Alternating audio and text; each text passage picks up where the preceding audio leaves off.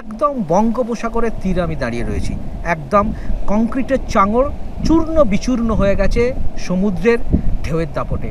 এখানে কাঠের বল্লা দিয়ে সেই বাঁধ রক্ষা করার চেষ্টা করা হয়েছে, তারপর মাটি এবং তারপরে একটা বিশেষ ধরনের চট দিয়ে সেটাকে ঢেকে দেওয়া রয়েছে, যাতে যে সমুদ্রের যে জলোচ্ছ্বাসের অভিঘাতে এটা ক্ষয়ে না যায়। কিন্তু এই এলাকার বাসিন্দারা জানাচ্ছেন যে প্রতি বছর এই যে ভাঙন কবলিত এলাকা, এখানে প্রতি বছর জলমগ্ন হয়ে যায় এবং এরা এই দুর্যোগের সময় কার্যত উঠে গিয়ে বিভিন্ন এই যে স্থানীয় ফ্রেজারগঞ্জ বকখালির হোটেলে আশ্রয় নিতে হয়।